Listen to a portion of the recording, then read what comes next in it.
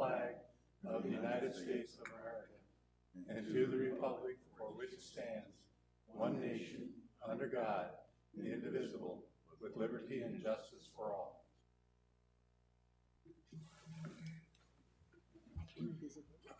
We have a quorum. Everybody is here today except Lisa, who is having COVID issues from an Easter Sunday group.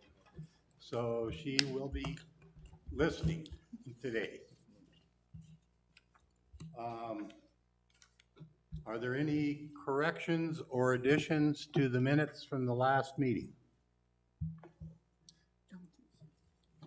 Seeing none, they'll stand approved as read. First item, Pat. All right, thank you. Good afternoon, everyone. Just a brief recap of last month's activities and golf ops.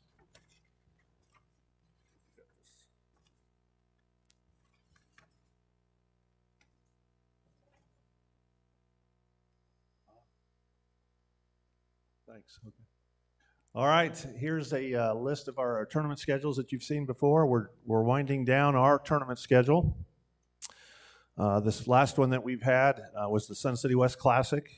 We found out over the years that we tried to revigorate this event 8 or 9 years ago, and we made it a stroke play event, but we weren't getting a big turnout. We'd get 50 to 60 players. So the last 4 or 5 years, we've turned this into a two-person best ball. We had 120 players. It's a 2-day event, which we do a few 2-day events, but this is the big one. And it was March 25th and 26th. We held it over at Trail Ridge and Grandview.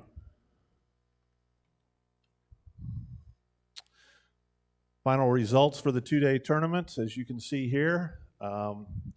We had 4 men's flights, 1 ladies' flight. Good turnout, good scores. Still had that $5,000 hole-in-one, and we were throwing a goose egg on that baby. So one more event in May 6th on the hole-in-one, but here are a few pictures of the winners. I'm sure you'd recognize a few of them. It's good to see Dan Studley back playing. He had back surgery, and he was a past employee and played with Mark Gingrich, so it was good to see them out. They've been battling some health issues. Also, this past month, we had our men's 4-club championship. For those that might not be familiar with that, that's where the 4 regulation men's leagues got together and wanted to decide the champion for the 4 men's leagues. And so that's represented by Deer Valley, Pebblebrook, Trail Ridge, and Grandview. They played at Trail Ridge on the 1st of April on a Saturday, and Kent Potts from Deer Valley defended his title. So these are all the men's clubs champions from their respective clubs, and he went on to win it, shooting a 76. We have a perpetual trophy that will be on display at the Winners Club, Deer Valley, and also at Golf Ops. As I mentioned, our next event, Swing into Spring, is May 6th, a Saturday. It's a 2-person best ball. It's going to be at Desert Trails, men's and women's flights.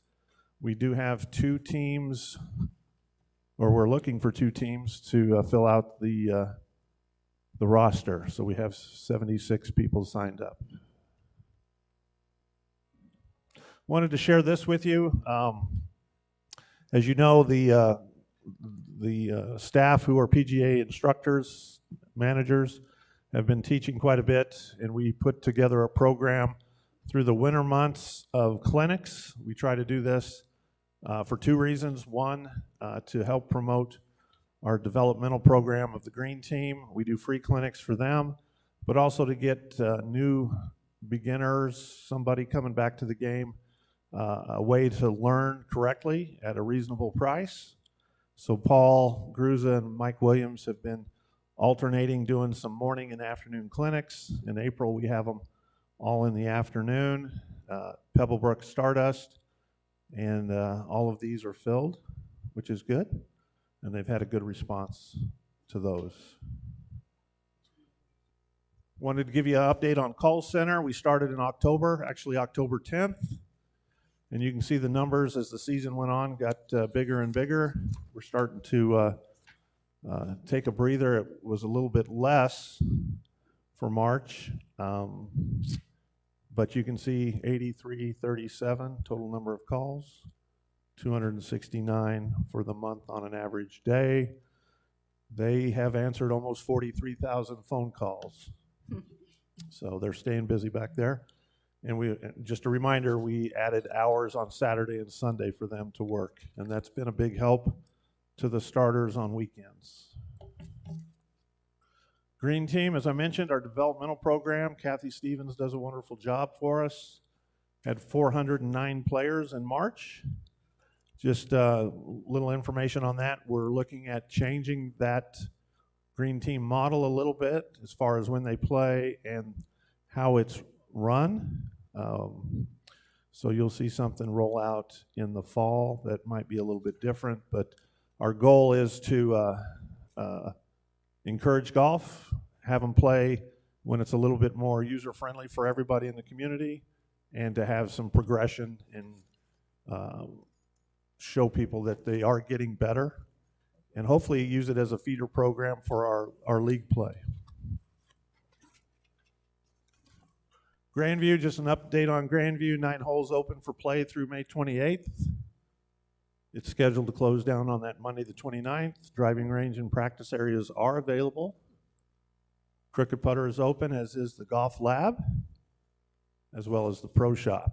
So hours will change for the pro shop during the summer, and we'll let you know what those are as we finalize those hours. Player assistants and call centers, the staff are going to end their run at the end of at the end of April. Typically, that's when we cut them loose. That's a total of 35 employees. One of the things we tried this year, Deer Valley Ladies Club had a fashion show and a luncheon. So we got involved with that over at the Grandview Pro Shop. Linda Bowman and Jack Summers were involved with that.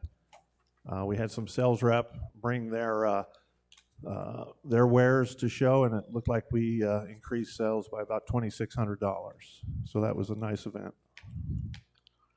Just a reminder about cart rules. We're still seeing some challenges there. Just trying to beat that drum again. Here's a picture of somebody here recently. Sometimes this is accepted as being far enough away. This is number 10 at Pebble, and that's about 8 feet away, 10 feet away. So no medical flag. It's just, again, what we're trying to do is protect our asset and to make sure that that spot right there isn't a bare piece of dirt and we're chipping back and forth across the green making triple. So any and all help would be appreciated. Database, please add your name, email address to our database to keep abreast of all of our upcoming events and current information. And that is my report. Thank you, Pat. Are there any questions? Tom? Yeah, Pat, on Grandview with the 9-hole opening, are you starting to look at that as to whether you're getting enough play? Or, I mean, I'm looking at the tee sheet for like Sunday, and you've got a single and 2 foursomes. Yeah, it's not a big only play, and one. I'm encouraging everybody to go there for 2 reasons. The course is still in great shape, and pace of play will be significantly quicker. Well, I shouldn't say significantly, it's just quicker. Now, one of the reasons why you're not seeing a lot of play is I didn't book any group play at Grandview during these months. So we just kept it away from group play, and obviously the ladies and the men's club aren't playing during the week. So it's just our residents and maybe some public plays that's just 1 or 2 groups at a time. So, Okay, so are you taking steps, Todd, to cut expenses on that, or as far as staff and things like that? yeah, for us, it's really not an increase in expense because my pro shop will be open even when the course is closed. You probably only need 1 starter. Right. Probably So don't we're need a running player assistant. Right, we're running a little leaner. Actually, we've kept the player assistant there to help patrol the back 9 to keep people from walking. over there for safety reasons. We had some reports last night of somebody walking around, so I discussed it with my staff, and we're going to try and use them on both sides. So, Okay. Dennis? Yeah, Pat, in consideration of monitoring players, or people walking on the courses, have we given consideration to asking the posse to perhaps help out? there's certain areas that the posse will help us, and certain areas they won't. So as far as that, we have to report it to them. They're not going out and really looking for that unless there's some kind of big disturbance. So no, it's on us to patrol our golf courses. Any other questions? Well, I've got one, Pat. Yeah.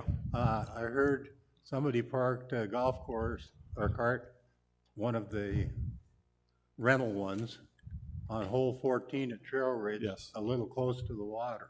Yes. Why don't you give us an update on that?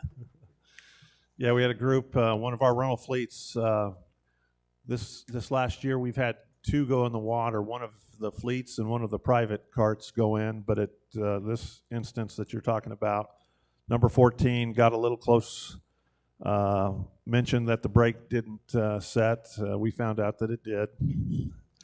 But it rolled in, didn't completely submerge, which was good, and we were able to drain the oil both in the transaxle and into the engine, and get it up and running 2 days later.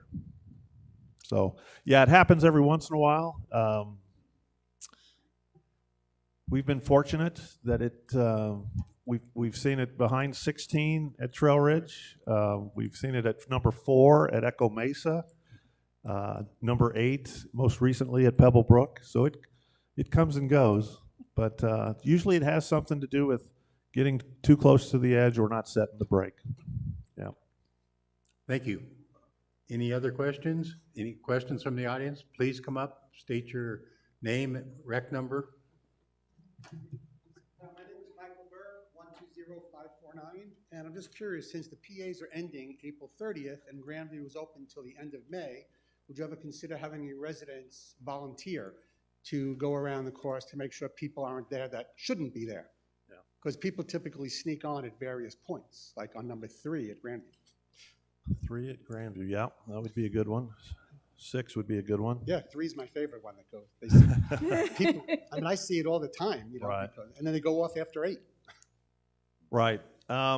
So at one time, our player assistant staff was a volunteer staff, but due to workman's comp and some exposure there, we made them paid employees. And that's the case of this. We would make them paid employees. I do have a few of my PAs that help during the summer. Most of the time they're running our golf carts on the fleet of our closed courses. So, for example, Grandview has 40 carts. So you'll see them out there running on a weekly basis, the carts, and they'll run it on the front 9 while it's open and try to get make sure the tires and battery and all those working parts are good. So they do that as a byproduct, is kind of marshal the golf courses while they're out there running.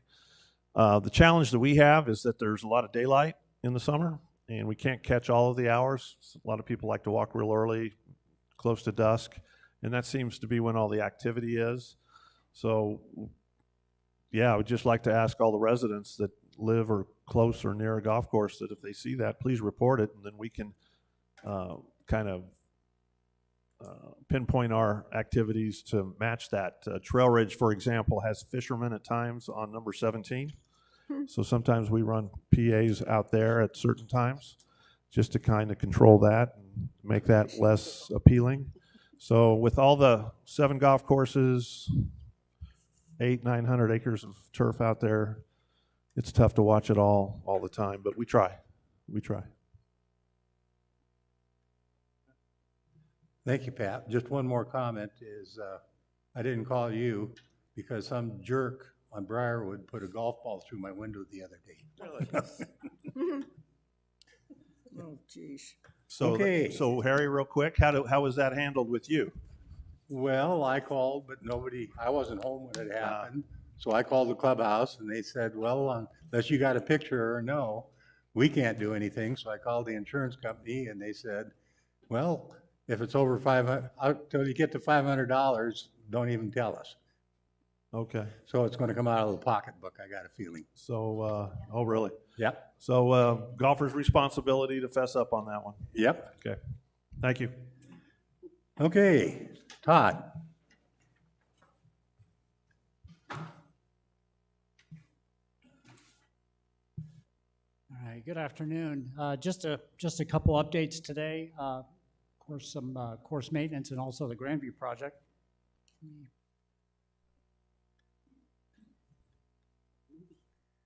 All right, as Pat mentioned, back nine's closed. It closed last, I believe it was last Monday on the 3rd. Front nine is still open for play. Everything seems to be on schedule at this point, where we're planning on making the turn and closing the back or front nine or the entire golf course on Monday, May 29th. And then the overseeding will take place, and then opening the golf course after that on October 24th. So again, everything seems to be on track. We got a fair amount of people over there, our workers with the company. In fact, I counted 18 workers today, so that's pretty good. They're going to be bringing on some more as time goes on. So, all right, they started head staking on that first day they were closed and doing the GPS mapping. And completion date for the back nine is scheduled for May 1st. 2-inch laterals are scheduled for the week of May 8th. They kind of bumped that up a little bit. You can see in the picture, you can see where we've been staking the heads here. I don't know if that, can't see it there, but I put those lines in, and that all the heads are going to be on a 60-foot spacing, which is actually pretty good. So we should have really good distribution uniformity rates out there when this project is complete. And then the mainline installation, you've seen the pipe out there before. They've got a lot of it fused already, and they started putting it in the ground. They started on number 17, starting up by the green and working backwards. Mainline has been installed as of about 2 hours ago on 16 and 17. So they're getting up there by 15. Hopefully by the end of the week they'll have 15 done, because that's a short par 3, and then moving along from there. Complete lateral and valve connections also have been completed on 16 and 17. And I'd like to point out that all the valve boxes, they're in the fairways right now, the square ones. When this project is complete, all the valve boxes will be outside of the fairway. So it'll be really clean look. In fact, I got a picture of that. You can see they're doing the compaction on there. They did a sod cut where they were going to trench for the main line, rolled up the sod. They put the main line in, did the fusing, they're doing the compaction, and then take the sod and put that back on there. We watered. So I would say here in a couple of weeks, you might not even see a scar. And then a picture of the valve box, the round valve box. Whoops. The picture on the right, you can see one of the valve boxes has been installed. So again, those are every 60 feet, and they're going to be outside of the fairway. So it's going to help keep our fairways nice and clean. And then another project that we have over there is on number 14T. You've played before, you've noticed that those ties were in bad shape, kind of deteriorating quite a bit, so we're going to replace that. That was a real safety issue for us over there with those ties breaking away. So we're removing those, and we also started this project on that day that we closed. We budgeted $177,000. It looks like it's going to come in around $158,000, so a little bit under budget. We're going to do a riprap application similar to what we've done over on number 8 on those 2 lakes at Echo Mesa. We're regrading that, form and pour a stem wall. Now, we might not need to do that because we're actually softening that slope enough to where that riprap's not going to slide off into the lake. That was the reason for pouring that stem wall, is to kind of anchor that rock in there. But it's kind of a gentle slope, and so we think we can get away with not having to pour that wall at the bottom to anchor that. So that's going to even be more savings. And then we'll treat that with ESS 13, which is that vegetable oil sealant for seepage control. And we're looking at a completion date of around May 31st. I have that on. Now, this project will all tie into the desert landscape that we're doing on that golf course too. So it's going to have a really, really good look. I'd like to mention that we have that island out on 13. That's kind of breaking away a little bit, in need of repair. So we're also going to be looking at that and see what kind of an application we can do around that, kind of tie in with the shoreline. So I'm getting some bids on that and see what we can do. It'd be kind of a cosmetic thing. Maybe we could just put some like 1-inch rock out there. Maybe the granite, the Madison gold that would match the riprap. So it'll have a nice clean look to it. But it's all cosmetic that we put on that. So.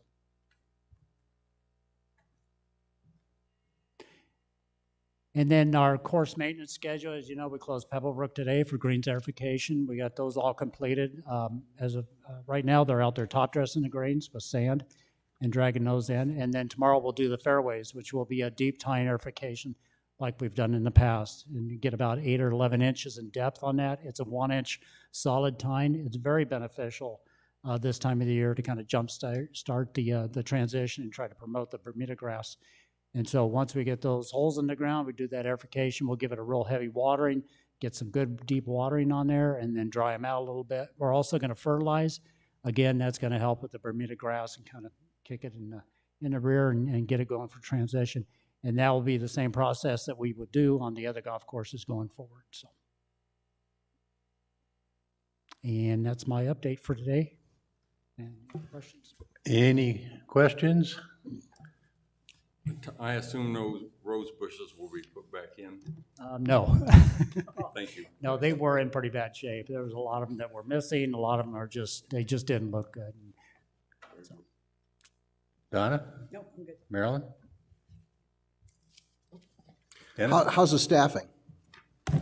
We're doing okay. We're still down a few employees. I think the real test is going to be when it gets hot here, in a couple months or next month, and see if some of those new employees stick around with the heat. So again, that's going to be the test, and see if we can hold on to them. But we're doing okay at this point. But we are still down.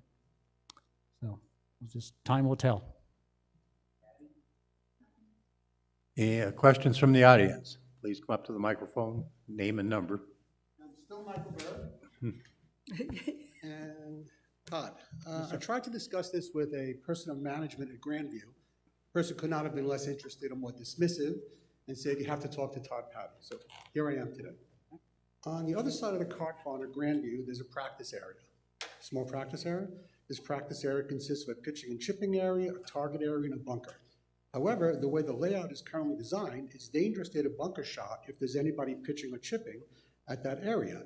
Additionally, it is not uncommon to find a ball in the street when someone blades the ball out of the bunker and into oncoming traffic. My suggestion would be to add a little landing area on the other side of the bunker. This way, you don't have to worry about hitting somebody who's practicing on the pitching and chipping area. I understand that there's a practice bunker at the far end of the Grandview range, which I believe is more for a fairway bunker shot than a greenside. And if people did want to hit greenside bunker shots out of that, if you have a shared bag, then you have to walk onto the driving range to pick up your balls, which is obviously dangerous. Right. So I think it would be a simple process while the course is being torn up to just add a small landing area on the other side of the bunker. So this way people can hit bunker shots even if there are people pitching and chipping on that area. Okay. All right. I'll certainly take a look at that. It's kind of a tight space over there, so we really don't have a lot of room to work with. And I understand, but it could be a small area that might just promote someone hitting small bunker shots there instead of trying to be, if there's people pitching and chipping, there's a danger factor. Right. Also, I mean, I drive down that street constantly, and I find balls there all the time. Yeah. So I think it's worth looking into the possibility of just adding a small landing area. And even this way, people could hit one direction as well as the other. It just seems like it would be an easy thing to do while the course is being torn up. Okay. In our master plan over there with desert landscape, part of that out towards the sidewalk will become desert. So we are going to be doing some moving things around a little bit. Mm-hmm. So when we get over there to that area, I'll certainly take a look at that and see what we can do. Thank you so much. You're welcome. Any other questions from the audience? Thank you, Todd. Okay, thank you. Next, we will move on to February budget and expenses. Cliff. Thank you, Director Stanaby. Good afternoon, everyone. going to go through the February financials, excuse me. So we'll get through these and then we'll talk about budget a little bit. So looking at the summary of revenue compared to budget year to date for February, we were favorable. We are a favorable 136,000 to budget, and holding pretty tight on rounds to budget. We're 1,800 or so rounds behind budget, but holding fast on the revenue, which is good.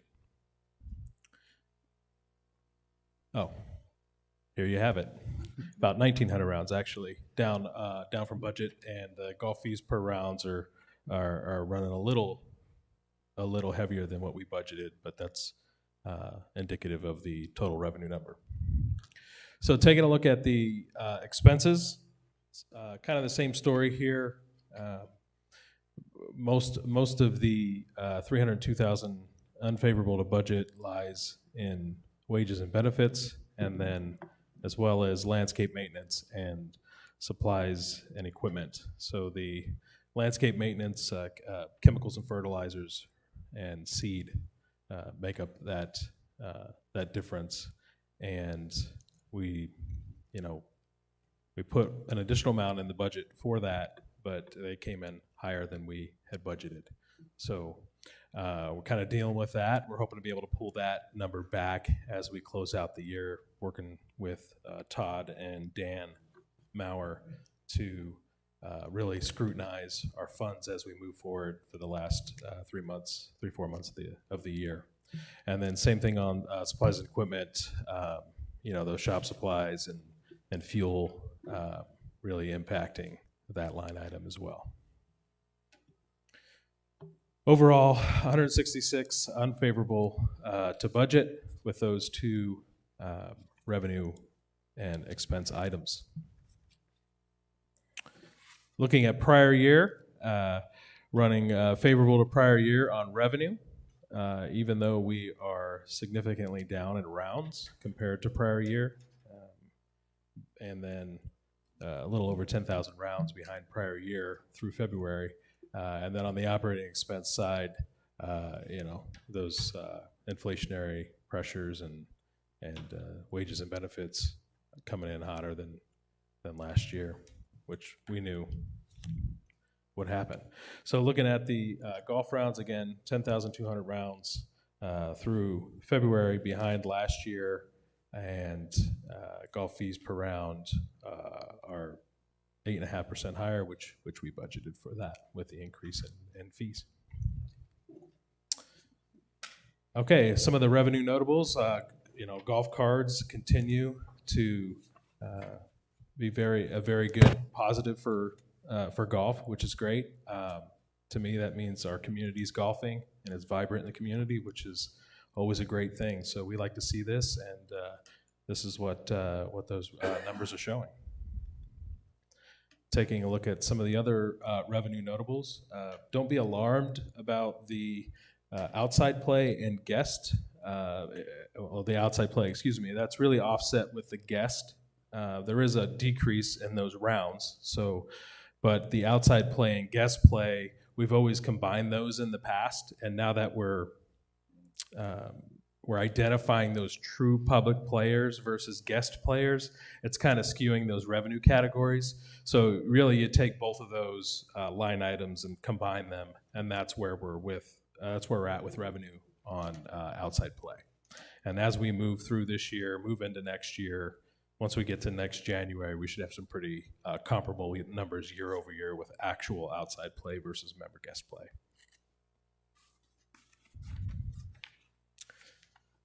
Looking at expenses over prior year, 880,000 unfavorable, mostly due to wages and benefits. And here's how that breaks out. The key line items in there for wages, and 414,000 health insurance at 120,000 increase. And then you see the seed and oil and gas. Chemicals and fertilizer aren't in there, but that's a significant one too at 57,000 over prior year through February. Any questions? Any questions from the board? Or the committee?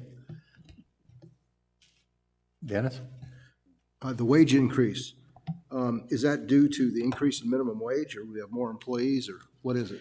Yes, it's a increase in minimum wage. Last year, we did some analytics on our positions as well, and took a look at some of our golf positions and increased those. We did $1.80 across the board for all full-time, right out of the gate in July last year, and then 3 to 4% increase, merit increase in January. That's what's making up that difference. Now we have filled 2 golf maintenance positions year over year, so that's driving it up a little bit too. So we still need help in that area, but we're a little stronger than we've been last year in terms of employees in that area.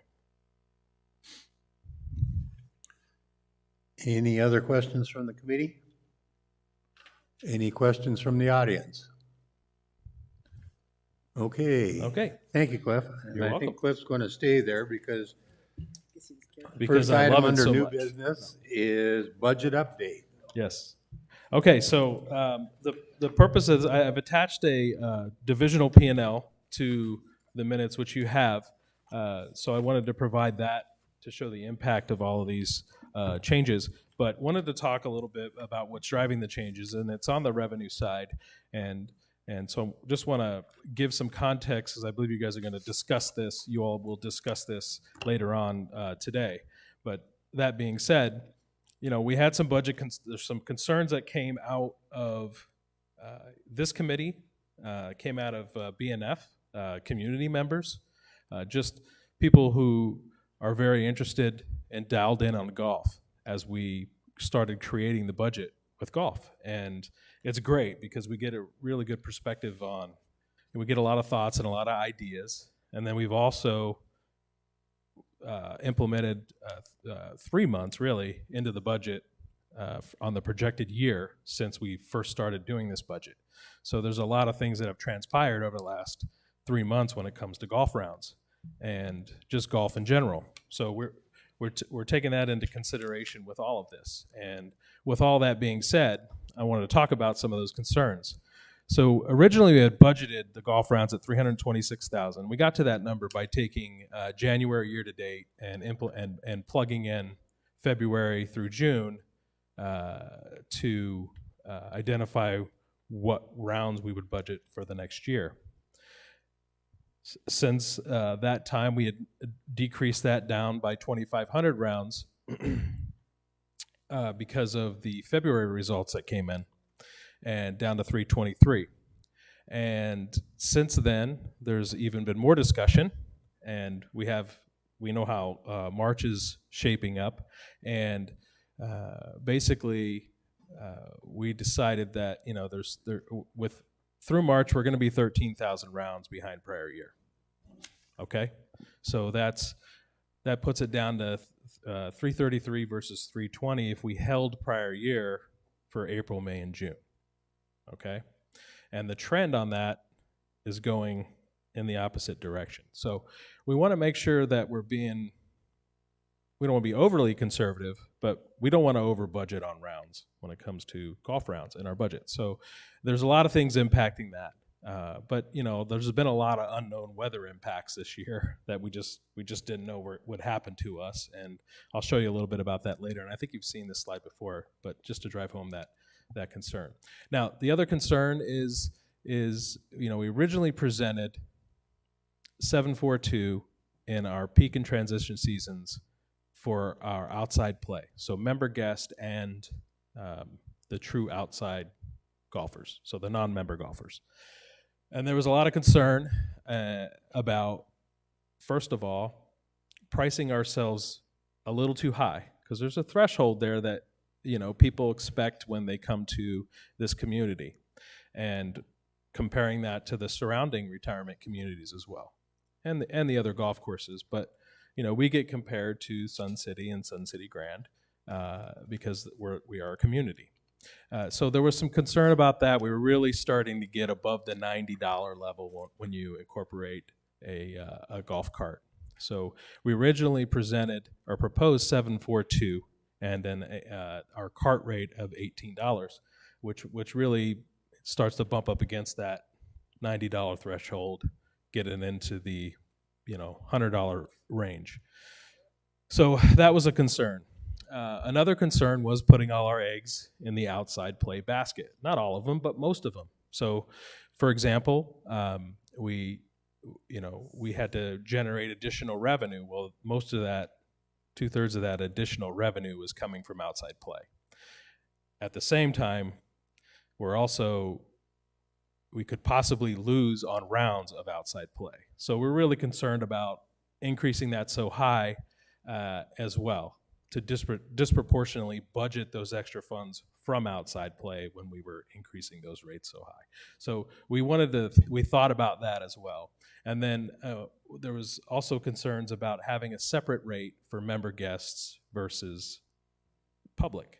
And so we wanted to address that as well. So with that being said, we'll talk a little bit here. This is just some context to those weather delays that we talked about, and I think you all may have seen this, but if you haven't, these are all the weather events that we've been dealing with this year. And this is real money for us. I mean, it hits the bottom line. If people aren't golfing, they're not paying for rounds. We can never make it up by turning the lights off. So, this is what we've been dealing with this year, and it's a concern as we budget for next year. So with all that being said, we came up with some budget changes that we're proposing to this committee, and we hope that you take a look at this and consider these things, because I think these considerations, I believe, will get us to where we need to be in the budget, and there might be a little bit of blue sky in here. Maybe we do 318 next year and not 315, but we're going to budget 315,000 rounds. All right. And then looking at the golf fees, we have to, first of all, that has a revenue impact, that 350, dropping the rounds from 323,000 down to 315,000. Those 8,000 rounds have a revenue impact. So there's some things we're going to propose in here to address those pricing issues, as well as hold the line for us when it comes to after we do those adjustments to the public rates. So we're proposing a $3 and $1 for our member guests during peak and transition seasons. So instead of taking our member guests up 742, we're proposing $3 and $1, and then no rate change for Super Twilight for our member guests. And then our public play, we're recommending a 531 increase to the dues instead of a 742. And then on the members, we're recommending a $2 increase during the peak and transition seasons, and then a $1 increase during the summer. Again, with those card holders and with the amount of golf that comes from our community, we felt like putting and hearing the concerns, we felt like putting all our eggs in the outside play basket wasn't prudent for the budgeting process. So that's why we're recommending those changes. And then looking at the range balls, Pat's going to be, we're going to be talking about the new range machines here a little bit later, but we have some concerns about increasing those as well, so especially to our members. So what we're going to do there, what we're proposing is with these new range machines, we have more flexibility with the golf. They're keys now, but they're going to become cards. So we'll be able to target our members and target people who don't have cards. So what we're going to do is propose a $3 bucket at the machine, okay? So if you go to the machine and pay, you pay $3. However, we're going to offer a discount card to our members only, which will hold the line on the price for golf balls to what they're currently at the discounted rate, okay? So that's the proposal that we're doing for the golf balls, for the range balls. So we'll be able to increase revenue, target our outside play, but also keep that benefit to our members. And then with the cart rentals, we feel like that $18 just pushes us over the edge with our public, and really we'll start to eat into the rounds. So we really want to stay competitive there, and so we're proposing a $2 decrease down to $16. Okay, for the golf cart rentals.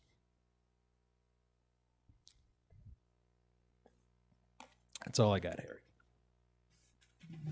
Thank you, Cliff. I think we're going to go through the other two items, and then we're going to come back and discuss this on an individual by individual basis, because it's different than what we discussed last month. So we'll just get consensus if we agree with this, or if we want something different to present at the meeting tomorrow. Sounds good. Thank.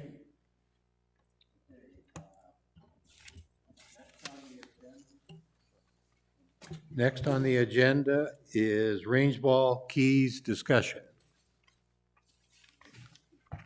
Pat?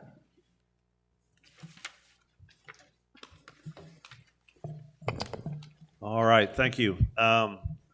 Discussion on range keys centers around the two price points that we have. Currently, we have a member price and a non-member price.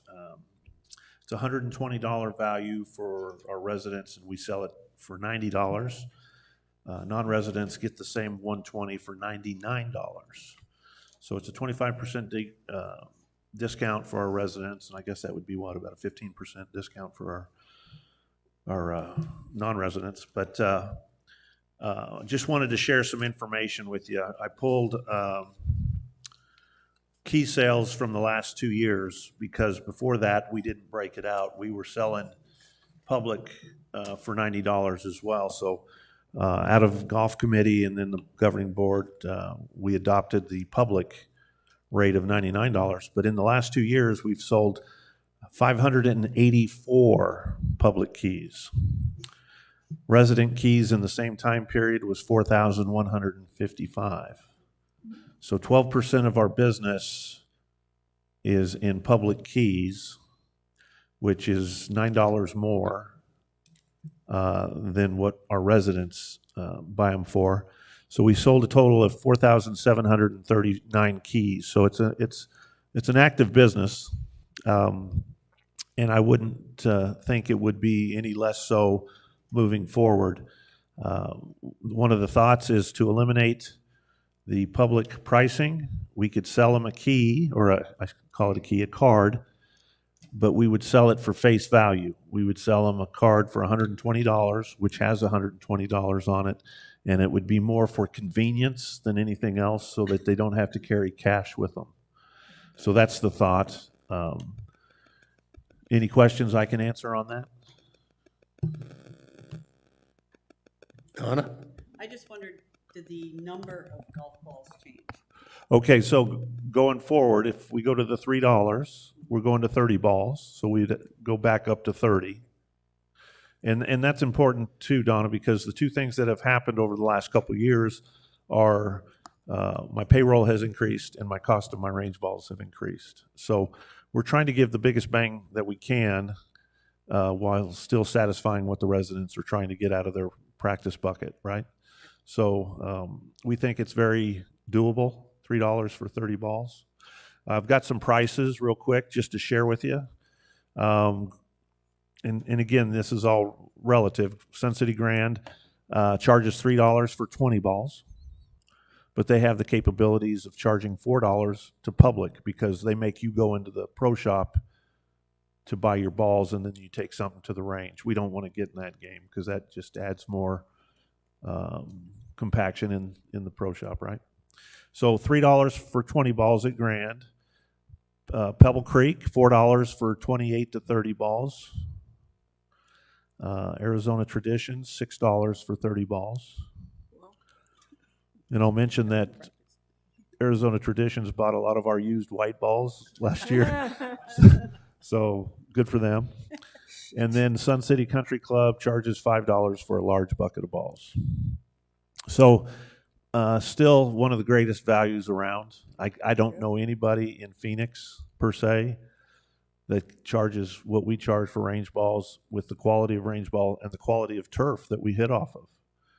And the rule of thumb is if you've got good balls, good turf, you're going to do well on your driving range, and that's where we are. Todd's expanded those driving range tees, and they're able to keep up with the winter months, especially that December, January. So it's been good for us. And we've gone from, to put it in perspective, in 2013, we had $246,000 in range business. Last year, we did $434,000. So between the increases and again, I'm in my 11th year, we've touched range ball prices. Actually, this will be the third change. We went from $1 for 20 balls when I got here. In 2016, when we went to $2 for 30 balls.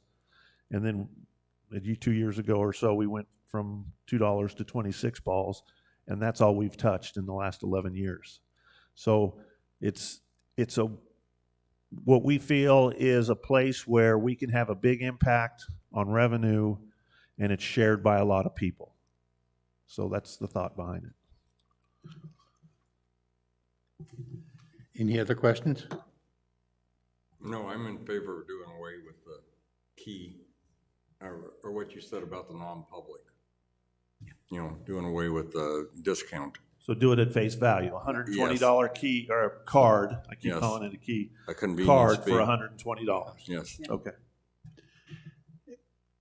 Any other questions? Why don't we give Pat a consensus, yea or nay, if we are in agreement? Yes. Yes? Yes. Yes.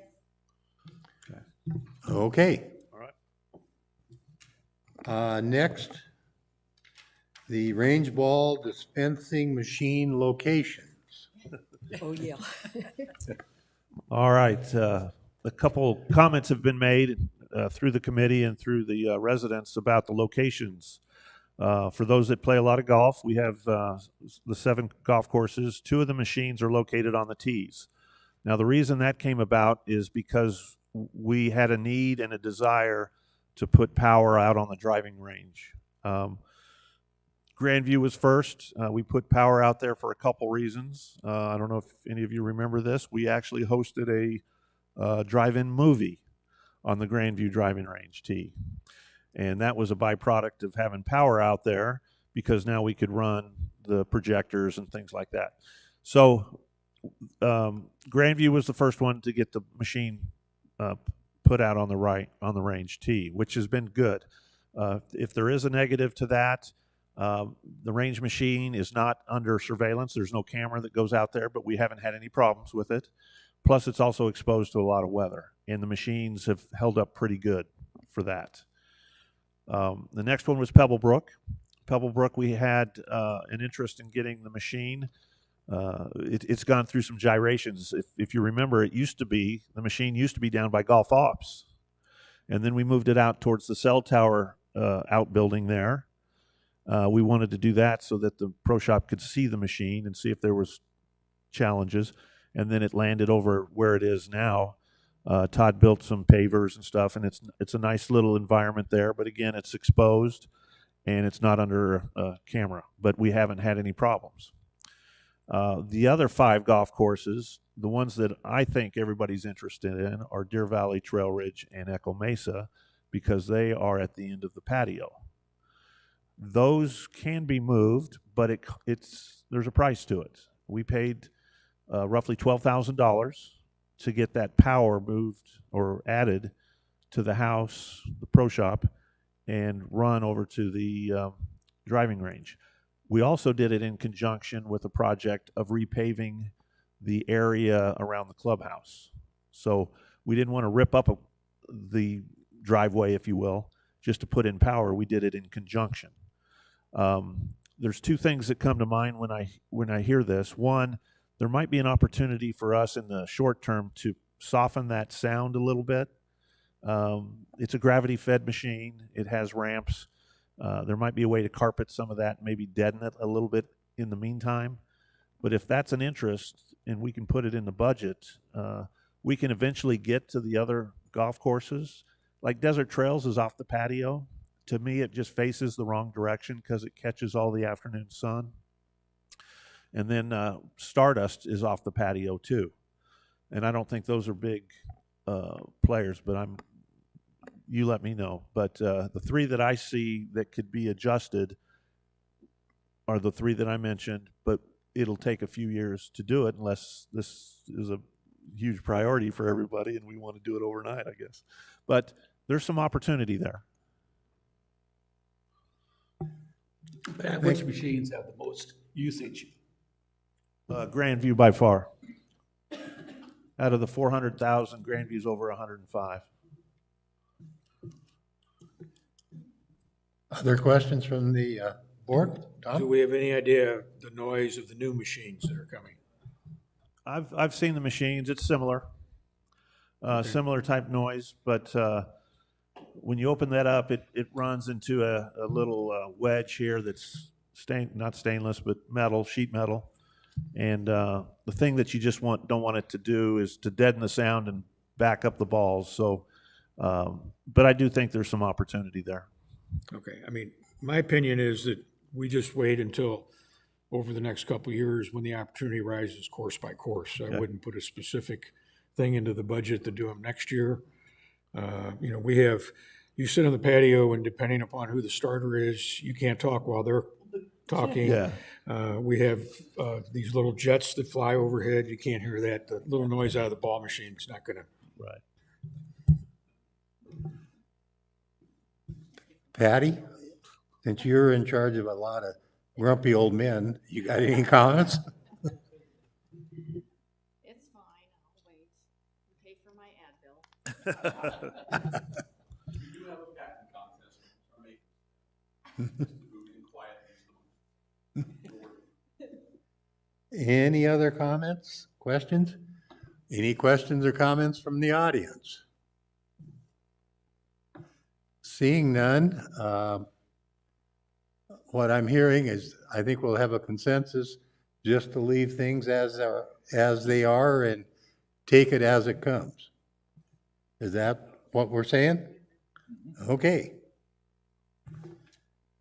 The last is the outstanding issues, and we're going to go back to the budget. And I'll kind of go down through the recommendations that we made a month ago and recommendations as they are today. We'll go one by one and just get consensus from the committee if they want changes or if they are happy where they're at. The first one is the decrease in rounds from 325 to 323 to now 315. Anybody have any problems with the rounds of golf at 315 or Dennis? Pat, I just have a question. Over the last fiscal years, how many rounds have we had? And would you conclude that this year is an anomaly, given the weather we've had? I mean, the newspaper said this is the coldest March we've had in 30 years. So how many rounds have we had in the prior 2 fiscal years? Prior to fiscals, we did 326, and then last year we did 333. Prior to that, we were at 180. So in my tenure here, we've hit 300,000 one other time, and that was back in 14 or 15. Perfect weather, no frost.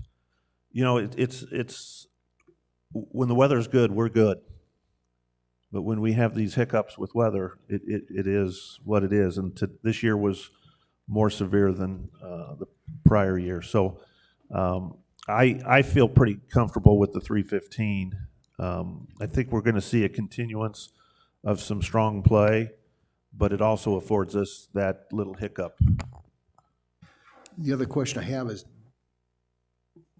the makeup of the community. It seems to be getting, on average, younger as it transitions. Is there more people as a percent playing golf now?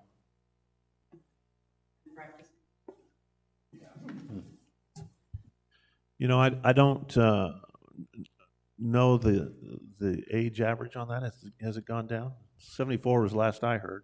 73, 74. You know, the key for our community, for us, and from my perspective, is to get golfers in homes. And we're seeing some of that. We're seeing more golfers moving in. We're also seeing more of our residents playing more golf. So it goes in cycles, Dennis, and I think with some programming and some ease of use and good weather, it'll be another strong year, but they kind of go hand in hand. So this, sometimes when you go through the budget process, you look at certain numbers and you go, yeeks, holy cow, what's that number? How are we going to get there? But the 315, I'm comfortable with, if that helps. Any other questions? Just one comment. The thing that I have noticed this year more than any other year, and I live on one of the holes on Trail Ridge, is the amount of walkers that are on the course now has greatly increased. I mean, it used to be that was a real rarity, and now I'm actually seeing where the whole group of 4 is walking, where they're push carts and that. So I've got to say that my suspicion is it's getting younger with the players that are doing it. Believe me, I would love to be able to walk, but I can't. So. Sure. But I just think that's where we're heading with it. And I'm encourage all of you, when you see something like that, please let someone in golf ops, me, know, and we can target those times, because it's an education process. As we see this turnover, some of that gets lost as far as what's allowed and what's not. And as we work with the PAs, we've got to come from the attitude of this. No, I'm not complaining about the walkers. They're walking the course. Oh, I'm Playing sorry. golf. I'm sorry. I thought you had Golfers been that after are hours. playing, yeah. Oh, okay.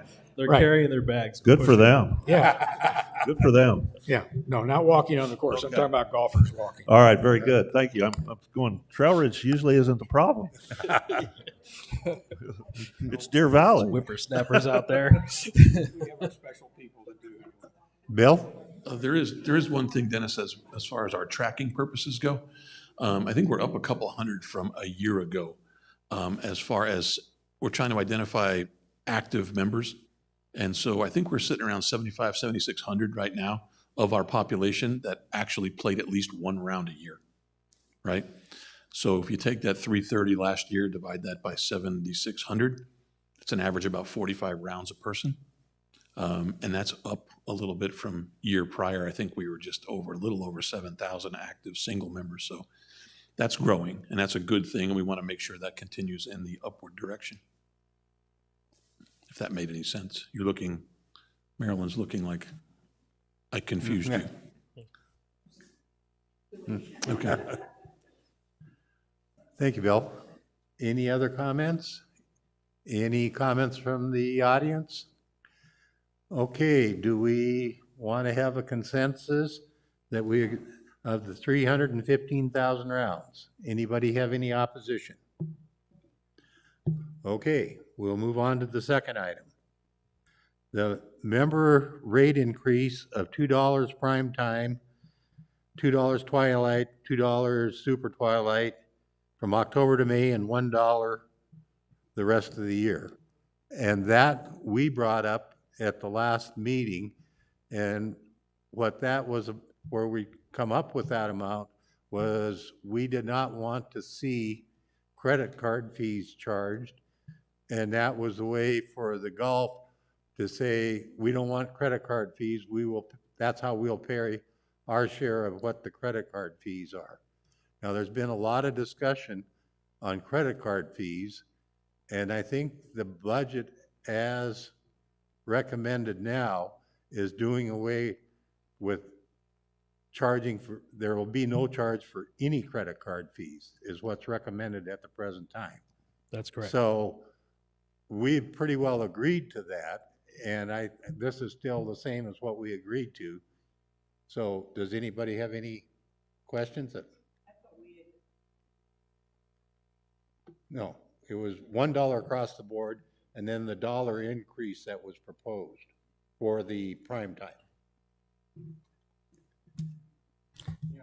My question still centers around the Kachina card and Coyote card percentages, which there's not a percentage, but I constantly get asked that, right? Like Kachina card is 25 versus 44, so it's not anywhere close to 50%, which was always this number that was bantered around. So is there any way to change that one to close? I mean, it's not even close. I mean, same, that, you know, what was the Coyote card before? I mean, I don't remember the percentages, but people keep telling me there was a percentage. That's how it worked. But now we're getting away from that, and I remember we've talked about So that. at one time, the Coyote was 75% of the going resident rate. Kachina was 50%. And that was just to try and keep it in kind of perspective, because there was some highs and lows before that. And it served us well, but since we trying to deal with whole dollars, you know, I think this is pretty good. So when somebody asks me the advantage of the Kachina card, as an example, what do I tell them? So we have a document that we I mean, it's a reduced fee, but I mean, that, you know, when I used to be able to say it's 50%. right. but So you what we can't do, say that. no, we put it together where it's based on number of rounds played. So if you play X amount of rounds in a year, or you think this is what you're going to play, this is the card for you. So we do all that analysis and put numbers to it and say, for example, if you play over 107 rounds in a year, it's a good idea to get an unlimited card. Okay, but that was a bracket that I remember sitting in a board meeting once when somebody approached, and it depends on if you're playing Twilight, Super Twilight, little courses, big courses. I mean, that round was a pretty wide bracket, I guess. So, Right, because you've got to kind of average it out, because we don't know Gary Giebelhaus's habits, right? So it's a kind of an overview of what you should buy, but it serves it pretty well. It's pretty good. okay, so you would advise me not to use percentage and just say, you better look at the sheets that are in the kiosk, and it's going to give the recommended amount of rounds. I think just like the cards aren't a percentage of the next card, the rates aren't necessarily tied to a percentage of the resident rate. I can deal with it. Okay, any other questions? Dennis? Pat, I just have a question. What do you tell a resident who purchases one of these cards and then incurs an injury so they can't play? Do they get a rebate on their card? Yes, there's a process to get a refund on the card, yes. We have a policy for it. Any other questions? Questions from the audience?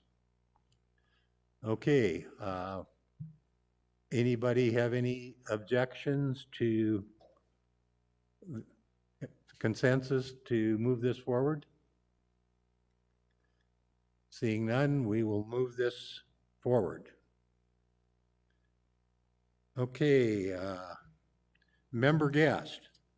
This is a change from the last meeting. Rate increase for member guests, $3 prime time, $1 twilight from October through May. So are there any comments, questions on the member guest? The sales tax is not going to be charged on member guest, and it is going to be charged on guest. Okay, so there's even on public, not on guest. So a member guest is anyone that is a guest of a member, not relative necessary or anything like that. Accompanied guest, yes. Okay. Any other comments? Comments from the audience? Any objections to this budget item? Consensus is to pass it. Public rate, increase of $5 prime time, $3 twilight, $1 super twilight from October through May. No changes in summer rates. Any comments? Because it was 753 before, and this would be 531. Any comments? Any objections to this change? Seeing none, we will pass this as recommended.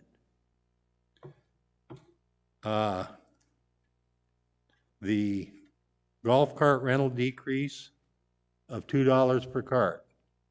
Any comments? Any objection? Seeing none, we will pass this with the $2 decrease. And the range balls, as was presented, any questions, comments, additional on the range balls? I did have one question for Pat. I get asked periodically about why are we putting range ball machines in? So could you want to explain to me and others? The new range ball machines? Yes. So Cliff and Pete in particular does a tracking of all of our assets. And in doing so, there's a value to it, and then there's a life expectancy. So each one of these carts, air conditioners, what have you, range machines happen to be one of those two, and they have a life. And ours have lived outside their expected life, and it was time to start thinking about purchasing them. And with 7 machines connected to each other so that we can use them via the card or the key, we wanted to be, these machines are like a 10-year life expectancy, and we're on year 12. So we got the life out of them, but we've got new technology, and it's time for these machines to be replaced. And we're glad that they lasted this long so that we can do what we can do. So it's scheduled to be replaced. Yeah, and I appreciate that, because I remember part of it also was the keys that we have. If I lose it, it's tough. But if it's a card, you can track it. So I appreciate that benefit. Thanks, Pat. Okay, any objections to the changes as proposed? Seeing none, we will consent to pass. And I think that's all the items, right, Cliff? Yes, sir. Okay. Any other outstanding issues that need to be brought up? Committee comments. We'll start down with Patty first. Dennis? Tom? Al? Tom? I've said enough. Marilyn? Okay, any comments from the audience? Seeing none, this meeting is adjourned.